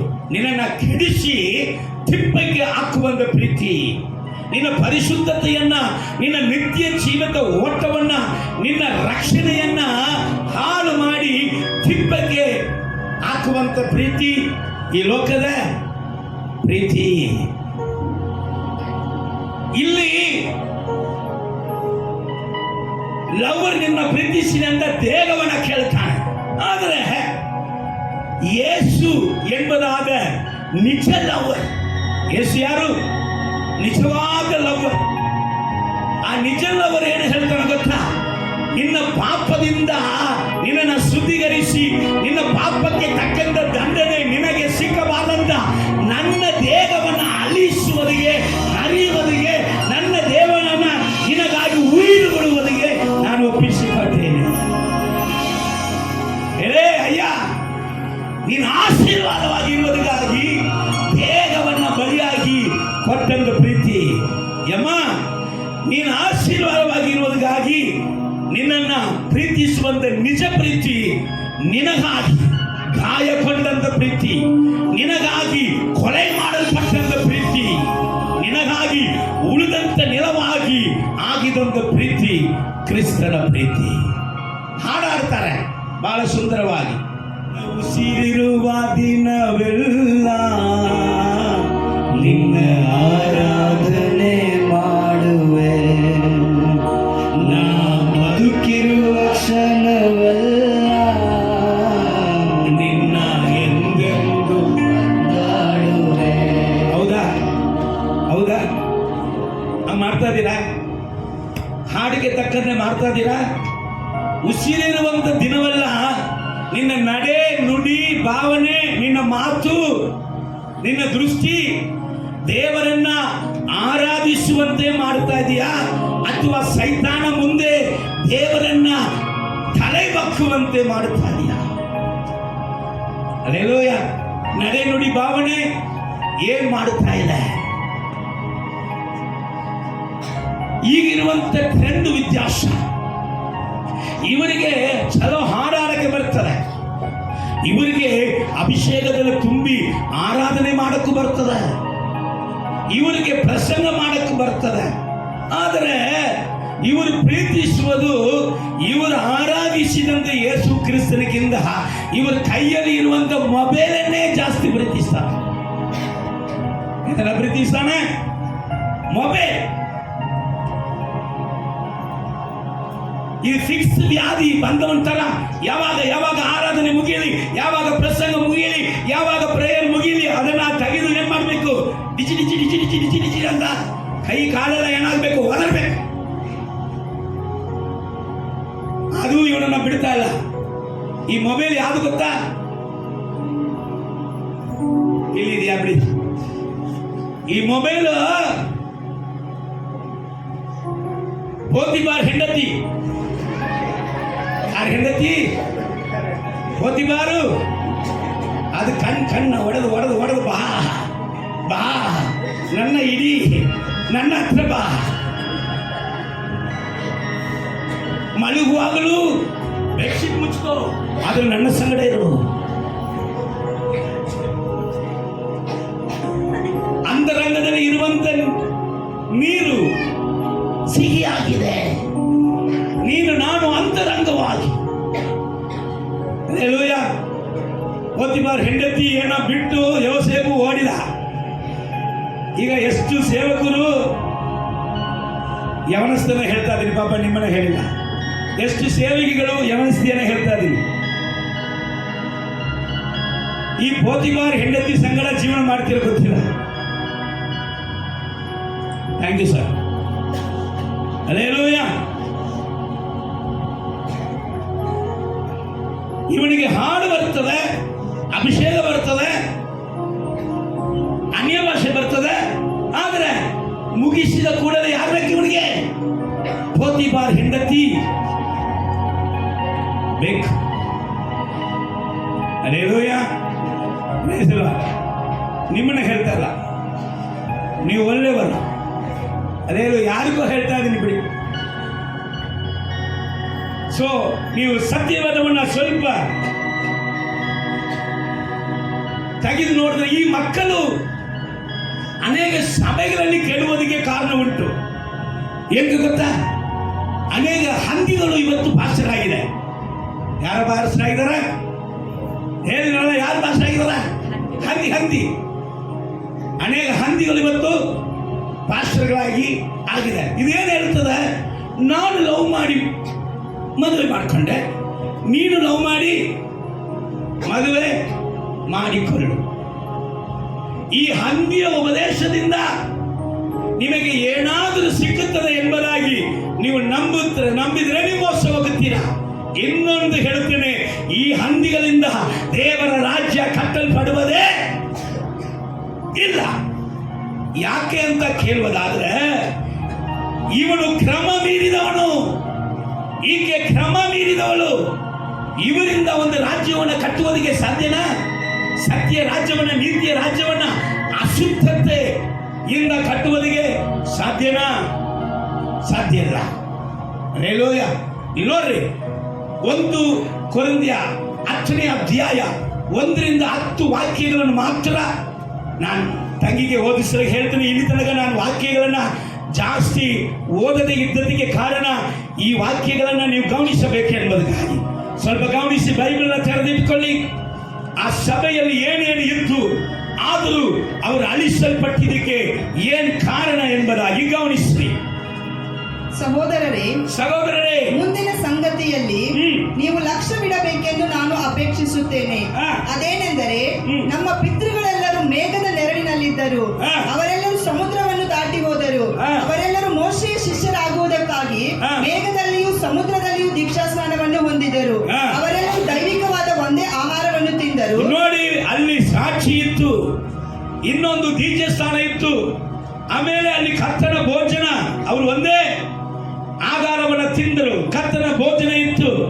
ಅವರೆಲ್ಲರೂ ದೈವಿಕವಾದ ಒಂದೇ ನೀರನ್ನು ಕುಡಿದರು. ಅವರು ಪರಿಶುದ್ಧ ಆತ್ಮನ ಅಭಿಷೇಕವನ್ನು ಹೊಂದಿದರು. ಹೇಗೆಂದರೆ ಅವರ ಹಿಂದೆ ಹೋಗುತ್ತಿದ್ದ ದೈವಿಕವಾದ ಬಂಡೆಯೊಳಗಿಂದ ಬಂದ ನೀರನ್ನು ಕುಡಿಯುತ್ತಿದ್ದರು. ಅವರು ಯೇಸು ಕ್ರಿಸ್ತನ ಬಗ್ಗೆನೇ ಸ್ವಾರ್ಥೆಯನ್ನು ಸಾರಿ ಅಂತ ಅಭಿಷೇಕದಲ್ಲಿ ತುಂಬಿ ತುಳುಕುತ್ತಾ ಇದ್ರು. ಆ ಬಂಡೆ ಕ್ರಿಸ್ತನೇ. ಆದರೂ ಅವರೊಳಗೆ ಆದರೂ ಅವರ ಒಳಗೆ ಬಹು ಮಂದಿಯ ವಿಷಯದಲ್ಲಿ ದೇವರು ಸಂತೋಷಿಸಲಿಲ್ಲ. ಗಮನಿಸಿರಿ, ಅಲ್ಲಿ ಸಾಕ್ಷಿ ಇತ್ತು, ದೀಕ್ಷಾಸ್ನಾನ ಇತ್ತು, ಅಭಿಷೇಕ ಇತ್ತು, ಕರ್ತನ ಭೋಜನ ಇತ್ತು, ಕ್ರಿಸ್ತನನ್ನ ಸಾರುವಂತ ಗುಣಾದಿಸಿಗಳು ಇತ್ತು. ಆದರೂ ಅವರಲ್ಲಿ ಅನೇಕ ಮಂದಿ ದೇವರಿಗೆ ಇಷ್ಟವಾಗಿ ನಡೆದಿಲ್ಲ. ಅವರು ಅಡವಿಯಲ್ಲಿ ಸಂಹರಿಸಲ್ಪಟ್ಟರೆ ಅವರು ಸತ್ತರಪ್ಪ. ಕಾನಾನಿಗೆ, ವಾಗ್ದಾನಕ್ಕೆ ಸ್ವಾಧೀನ ಮಾಡಿಕೊಳ್ಳುವುದಕ್ಕಾಗಿ ದೇವರು ಸ್ಪೆಷಲ್ ಆಗಿ ಬೇರ್ತೆಗಿಸಿ ಹೊಸ ಹೃದಯ ಕೊಟ್ಟು ನೂತನ ಮನಸ್ಸು ಕೊಟ್ಟು ಆಶೀರ್ವಾದ ಪಾತ್ರೆಯಾಗಿ ಕರೆದುಕೊಂಡು ಹೋಗ್ತಾ ಇದ್ದಂತ ಜನಾಂಗಗಳು ನಾಶವಾದರು. ವೈ? ಏನಕ್ಕೆ ನಾಶವಾದರು? ಕೆಳಗೋದಮ್ಮ. ಅವರು ಕೆಟ್ಟ ವಿಷಯಗಳನ್ನು ಆಶಿಸಿದಂತೆ ನಾವು ಆಶಿಸುವವರಾಗಬಾರದೆಂಬುದಕ್ಕಾಗಿ. ಅವರು ಕೆಟ್ಟ ವಿಷಯವನ್ನು ಆಶಿಸಿ ನಿಲ್ಲಿಸಿದ್ರು. ಯಾವಾಗ ಗೊತ್ತಾ ಆಶ್ಚರ್ಯ, ಹಗಲೊತ್ತಲ್ಲಿ ಮೇಘ ಸ್ತಂಭವಾಗಿ ದೇವರು ನಿಂತಿದ್ದಾರೆ, ಹಗಲೊತ್ತಲ್ಲಿ ಪಾಪ ಮಾಡ್ತಾ ಇದ್ದಾನೆ. ರಾತ್ರಿಯಲ್ಲಿ ದೇವರು ಅಗ್ನಿ ಸ್ತಂಭವಾಗಿ ನಿಂತಿದ್ದಾರೆ, ರಾತ್ರಿಯಲ್ಲಿ ವ್ಯಭಿಚಾರ ಮಾಡ್ತಾ ಇದ್ದಾನೆ. ಯಾರ ಮುಂದೆ? ದೇವರ ಮುಂದೆ. ದೇವರ ಪ್ರಸನ್ನತೆಯಲ್ಲೇ ಇದ್ದಾನೆ, ದೇವರ ಪ್ರಸನ್ನತೆಯನ್ನು ಹೊಂದಿಕೊಂಡಿದ್ದಾನೆ. ಆ ದೇವರ ಪ್ರಸನ್ನತೆ ಹೊಂದಿ ಕೆಲವು ನಿಮಿಷ ಆಗಲಿಲ್ಲ, ಅವನು ದೇವರಿಗೆ ವಿರುದ್ಧವಾದ ಆಟಗಳನ್ನು ಆಡ್ತಾ ಇದ್ದಾನೆ, ಕುಡಿಯುತ್ತಾ ಇದ್ದಾನೆ, ವ್ಯಭಿಚಾರ ಮಾಡ್ತಾ ಇದ್ದಾನೆ. ಯಾರ ಮುಂದೆ? ಯಾರ ಮುಂದೆ? ಯಾರ ಮುಂದೆ? ದೇವರ ಮುಂದೆ. ಮೇಘ ಎದ್ದು ಹೊರಟೆ ಹೋಗ್ತಾ ಇದ್ದಾರೆ, ದೇವರು ನಡೆಸ್ಕೊಂಡು ಹೋಗ್ತಾ ಇದ್ದಾರೆ, ದೇವರು ಅವರ ಸಂಗಡ ತಿರುಗಾಡ್ತಾ ಇದ್ದಾರೆ, ದೇವರು ಅವರ ಸಂಗಡ ವಾಸ ಮಾಡ್ತಾ ಇದ್ದಾರೆ. ದೇವರು ಅವರು ಪ್ರಾರ್ಥಿಸುವಾಗ ಮೇಘ ಸ್ತಂಭ ಅಗ್ನಿ ಸ್ತಂಭ ಅವರನ್ನು ತುಂಬಿ ಹರಿಯುತ್ತಾ ಇರುವಾಗಲೇ, ದೇವರ ಪ್ರಸನ್ನತೆಯಲ್ಲಿ ಇರುವಾಗಲೇ ದೇವರ ಭಯ ಇಲ್ಲದೆ ಪಾಪ ಮಾಡ್ತಾರೆ. ನೀನ್ ದೇವರ ಅಭಿಷೇಕದಲ್ಲಿ ಇದ್ದು ನೀನ್ ಮೊಬೈಲನ್ನು ಮುಟ್ಟು ಮೊಬೈಲಲ್ಲಿ ದೇವರಿಗೆ ವಿರುದ್ಧವಾದ ಆಟಗಳನ್ನು ಆಡುತ್ತಾ ಇದ್ದೀವಿ. ವಾಕ್ಯ ಹೇಳುತ್ತದೆ, ಎಡಬಿಡದೆ ಪ್ರಾರ್ಥಿಸು. ನೀನಂತೀಯ ಟೈಮ್ ಪಾಸ್ ಮಾಡಬೇಕಂತೀಯ. ವಾಕ್ಯಕ್ಕೂ ನಿನ್ನ ಆಲೋಚನೆಗೆ ಏನಾದರೂ ಸಂಬಂಧ ಉಂಟಾ? ಎಡಬಿಡದೆ ಪ್ರಾರ್ಥಿಸುವುದಕ್ಕೆ ಕರೆಯಲ್ಪಟ್ಟಂತೆ ನೀ ಟೈಮ್ ಪಾಸ್ ಮಾಡಬಹುದು ಅನ್ನುವಂಥ ಸತ್ಯವನ್ನ ಯಾರಪ್ಪ ನಿನಗೆ ತಿಳಿಸಿಕೊಟ್ಟಿದ್ರು? ನೀನು ಹೊಂದಿದಂತ ಅಭಿಷೇಕವೋ, ನೀನು ಹಾಡಿದಂತ ಅನ್ಯ ಭಾಷೆಯೋ, ನೀನು ಹೇಳಿದಂತ ಸುವಾರ್ತೆಯೋ ಯಾರು ಹೇಳಿಕೊಟ್ಟಿದ್ರು ನಿನಗೆ? ನೀನ್ ಪಾಸ್ಟರು ಪ್ರಸಂಗ ಮುಗಿಸಿದ ಕೂಡಲೇ ನಿನ್ ತರ ಮೊಬೈಲಲ್ಲಿ ಆಟ ಆಡ್ತಾ ಇದ್ದಾನ? ನಿನ್ ತರ ಮೆಸೇಜ್ ಅನ್ನ ಕಳಿಸ್ತಾ ಇದ್ದಾನ?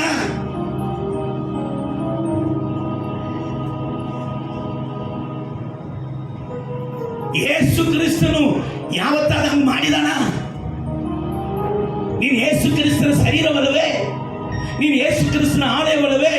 ನೀನು ಪ್ರತ್ಯೇಕಿಸಲ್ಪಟ್ಟವನಲ್ಲವೇ? ನಿನ್ನ ಒಳಗಡೆ ಲೋಕ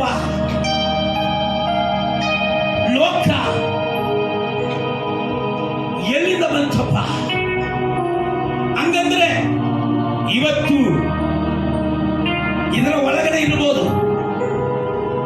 ಇವತ್ತು ಸೇವೆ ಮಾಡುವಂತ ವ್ಯಕ್ತಿ, ಇವತ್ತು ಚೆನ್ನಾಗಿ ಟ್ಯಾಲೆಂಟ್ಸ್ ಇರುವಂತ ವ್ಯಕ್ತಿಗಳು, ಅವರು ಮೊಬೈಲ್ ಹಿಡಿದು ಅವರು ಲವ್ ಎಂಬುದಾದ ಅಶುದ್ಧವಾದ ಸ್ನೇಹದಲ್ಲಿ ಬಿದ್ದಿದ್ರೆ ನೀವು ಅವರನ್ನ ನಂಬಕ್ಕೆ ಹೋಗ್ಬೇಡ. ಅವರನ್ನ ನಂಬಕ್ಕೆ ಹೋಗ್ಬೇಡ. ಅವರ ಸೇವೆಯಿಂದ ನಿನಗೆ ಏನು ಪ್ರಯೋಜನ ಆಗುದಿಲ್ಲ. ಅವನು ಎಲ್ಲಿ ಬೇಕಾಗಿರಲಿ, ಇಲ್ಲಿರಲಿ, ಹೊರಗಿರಲಿ, ನಂಬಕ್ಕೆ ಹೋಗ್ಬೇಡ. ವಾಕ್ಯ ಹೇಳ್ತದೆ, ದೇವರ ಮುಂದೆಯೇ ಇಷ್ಟು ಧೈರ್ಯವಾಗಿ ದೇವರ ಪ್ರಸನ್ನತೆಯಲ್ಲಿ ಅವನಿಗೆ ಪಾಪ ಮಾಡಕ್ಕೆ ಆಗುತ್ತದಂದ್ರೆ ಅವನು ಯಾರು ಗೊತ್ತಾ? ಅವನೇ ಕ್ರೈಸ್ತ ವಿರೋಧಿ. ಎಲ್ಲಿದ್ದಾನೆ ಕ್ರೈಸ್ತ ವಿರೋಧಿ? ಕ್ರೈಸ್ತನಿಗೆ ವಿರೋಧಿ ಹೊರಗಿಂದ ಬರ್ತಾನೋ, ಅಂಗಿನಿಂದ ಬರ್ತಾನೋ? ಇಲ್ರಿ ಇಲ್ರಿ ಇಲ್ರಿ. ನಿಮ್ಮ ಸ್ವಭಾವಗಳು ಕ್ರಿಸ್ತನಿಗೆ ವಿರುದ್ಧವಾಗಿ ಸೈತಾನಿನ ಒಳಗಡೆ ಬಂದು ಬದಲಾಯಿಸ್ತಾರೆ. ಹಿಂಗೆ ನಿಮ್ಮನ್ನ ಬಿಟ್ಟರೆ ನೀವೇ ಆಂಟಿ ಕ್ರೈಸ್ಟ್, ನೀವೇ ಕ್ರಿಸ್ತ ವಿರೋಧಿಗಳು. ಪೌಲನು ಹೇಳಿದ, ನಾನು ಹೋಗಿದ ಮೇಲೆ ಇಂಟನ್ನ ಕೆಡಿಸುವಂತ ಗುಂಪು ನಿಮ್ಮಿಂದ ಕೆಲವರು ಎದ್ದೇಳ್ತೀರಿ, ನಿಮ್ಮಿಂದ ಕೆಲವರು ಎದ್ದೇಳ್ತೀರಿ. ಕಾರಣ ಹೇಗೆ ಹೇಳಿದಾರಂದ್ರೆ, ಕ್ಯಾರೆಕ್ಟರ್ಸ್ ವರ್ಸ್ಟ್.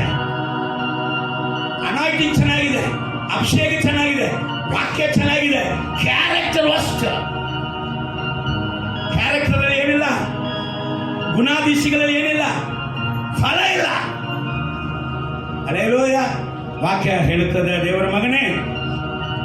ಸರಿ, ಓದಮ್ಮ, ಮುಂದೆ ಓದು. ಈ ಸಂಗತಿಗಳು ನಮಗೆ ನಿದರ್ಶನಗಳಾಗಿವೆ. ಇದು ನಿದರ್ಶನಗಳಾಗಿದೆ.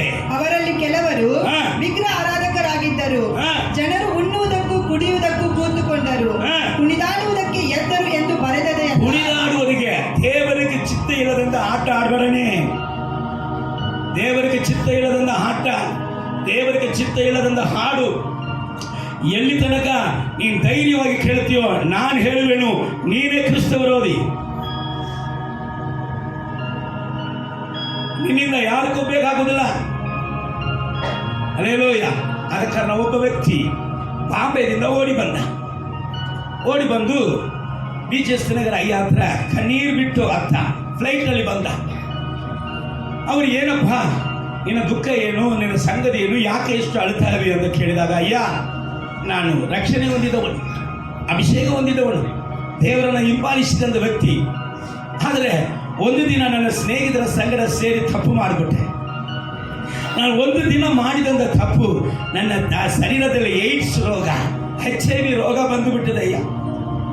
ಅಯ್ಯೋ ಈ ವೇದನೆ, ಇಂಥ ವ್ಯಾಧಿಯಿಂದ ಇನ್ನು ಮೇಲೆ ನನಗೆ ಶಮನೆ ಇಲ್ವಾ, ನನಗೆ ಬಿಡುಗಡೆನೇ ಇಲ್ವಾ? ನಿಮ್ಮನ್ನ ಹುಡುಕೊಂಡು ಬಂದಂಥ ಉದ್ದೇಶ, ನಾನು ಆಗಾಯ ವಿಮಾನದಲ್ಲಿ ಬಂದಂಥ ಉದ್ದೇಶ ಅದುವೇ. ನನಗೆ ಏನಾದರೂ ಬಿಡುಗಡೆ ಇದೆಯಾ ಯೇಸು ಸ್ವಾಮಿ ಬಳಿಯಲ್ಲಿ? BJS ನಗರ ಅವ್ರಿಗೆ ಹೇಳಿದ್ರಂತೆ, ಯೇಸು ನಿನ್ನನ್ನು ಶಪಿಸುವುದಕ್ಕೆ ಬಂದಿಲ್ಲ, ಯೇಸು ನಿನಗೆ ಹೊಸ ಮನಸ್ಸನ್ನ ಕೊಡಕ್ಕೆ ಬಂದಿದ್ದಾನು. ಯೇಸು ನಿನ್ನನ್ನು ಅಲಿಸಲಿಗೆ ಬಂದಿಲ್ಲ, ಯೇಸು ನಿನಗೆ ನೂತನ ಸ್ವಭಾವವನ್ನು ಕೊಡಕ್ಕೆ ಬಂದಿದ್ದನು. ಆದ ಕಾರಣ ಇವತ್ತು ದೇವರ ಬಳಿಯಲ್ಲಿ ಮನ ತಿರುಗಿ ನೀನು ಪ್ರಾರ್ಥಿಸು. ನಿನಗೋಸ್ಕರ ನಾನು ಪ್ರಾರ್ಥನೆ ಮಾಡುತ್ತೇನೆ, ಕಣ್ಣೀರು ಬಿಟ್ಟು ಪ್ರಾರ್ಥಿಸು, ಇನ್ನು ಮೇಲೆ ಪಾಪ ಮಾಡಬೇಡ ಎಂಬುದಾಗಿ ಹೇಳಿ ಕಳಿಸಿದಾಗ ಕೆಲವಂತ ತಿಂಗಳ ನಂತರ ಆ ವ್ಯಕ್ತಿ BJS ಅಯ್ಯಕ್ಕೆ ಒಂದು ಕಡಿದಾಸಿ, ಒಂದು ಲೆಟರ್ ಬರೆದು ಕಳಿಸಿದ. ಏನಂತ, ಅಯ್ಯ ಈಗ ನಾನು ದೇವರಲ್ಲಿ ಚೆನ್ನಾಗಿದ್ದೀನಿ, ನನ್ನ ಶರೀರದಲ್ಲಿ ಏಡ್ಸ್ ವ್ಯಾಧಿ ಇರುವಂತ ಗುರುತೇ ಇಲ್ಲ. ನನಗೆ ಒಂದು ಕನ್ಯೆಯನ್ನು ನೋಡಿದ್ದಾರೆ, ನನಗೆ ಮದುವೆ ಆಗಲಿಕ್ಕಿದೆ, ಈ ಕನ್ಯೆಯನ್ನು ನಾನು ಮದುವೆ ಮಾಡಬಹುದಾ ಎಂಬುದಾಗಿ ನೀವು ನನಗೆ ದೇವರ ಬಳಿಯಲ್ಲಿ ಕೇಳಿ ತಿಳಿಸಯ್ಯ ಎಂಬುದಾಗಿ ಹೇಳಿದಾನು. ಹಲ್ಲೆಲೂಯ. ಯೇಸು ನೂತನ ಮನಸ್ಸು, ನೂತನ ಸ್ವಭಾವ ಕೊಟ್ಟು ನನ್ನನ್ನ ಕರೆಯುವಂತ ಉದ್ದೇಶ. ಎದ್ದು ಹೊರಗೆ ಬಾ, ಎದ್ದು ಬಾ. ಹಲ್ಲೆಲೂಯ. ಹಂದಿಯ ಬಳಿಯಲ್ಲಿ ಹಂದಿ ಊಟವನ್ನೇ ನೋಡ್ಕೊಂಡು ತಿಂತದೆ ಇದ್ದ, ಅದನ್ನೇ ನೋಡ್ಕೊಂಡೇ ಇದ್ದಂದ ಕೆಟ್ಟು ಹೋಗಿದಂತ ಮಗನು ಎದ್ದು ಹೊರಗೆ ಬಂದ. ಎದರಿಂದ ಹೊರ ಬಂದ? ದೇವರು ಸ್ವಸ್ಥ ಬುದ್ಧಿಯನ್ನು ಕೊಟ್ಟಿದ್ರು, ಹೊಸ ಮನಸ್ಸನ್ನ ಕೊಟ್ಟಿದ್ರು, ನೂತನ ಸ್ವಭಾವವನ್ನು ಕೊಟ್ಟಿದ್ರು. ಅಯ್ಯೋ ನನ್ನ ತಂದೆಯ ಮನೆಯಲ್ಲಿ ಎಂತ ಆಶೀರ್ವಾದ ಉಂಟಂತ ಏನ್ ಮಾಡ್ದ? ಓಡಿ ಬಂದನು. ಸ್ವಾರ್ಥೆ, ದೇವರ ವಾಕ್ಯ, ದೇವರ ಬಳಿಯಲ್ಲಿ ನಮ್ಮನ್ನ ಕರೀತಾರೆ. ಎರಡನೇ ಕಾರ್ಯ ಓದಿ ನಾವು ಮುಗಿಸ್ಬಿಡೋಣ, ಟೈಮ್ ಆಯಿತು.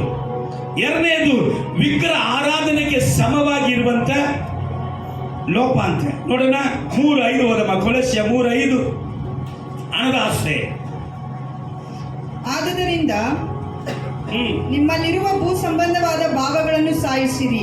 ಜಾರತ್ವ, ಬಂಡುತನ, ಕಾಮಾಭಿಲಾಷೆ, ದುರಾಶೆ, ವಿಗ್ರಹ ಆರಾಧನೆಗೆ ಸಮವಾಗಿರುವ ಲೋಭ, ಇವುಗಳನ್ನು ಈ ಲೋಭ ಅಂದ್ರೆ ಹಣದ ಆಸೆ.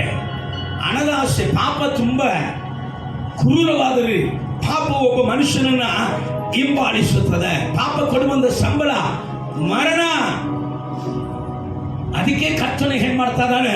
ನಿನ್ನ ಶರೀರಗಳನ್ನ ನೀನು ಶುದ್ಧವಾಗಿ ಕಾಪಾಡಿಕೊಳ್ಳು. ಕಾರಣ ಪಾಪವು ಕ್ರೂರವಾದದು, ಅದು ಅಳಿಸುವುದಕ್ಕೆ ಶಕ್ತಿ ಉಳ್ಳದು, ಅದು ನಾಶನ ಮಾಡುವುದಕ್ಕೆ ಶಕ್ತಿ ಉಳ್ಳದು. ಎರಡನೇ ಪಾಪ ಹಣದಾಸೆ.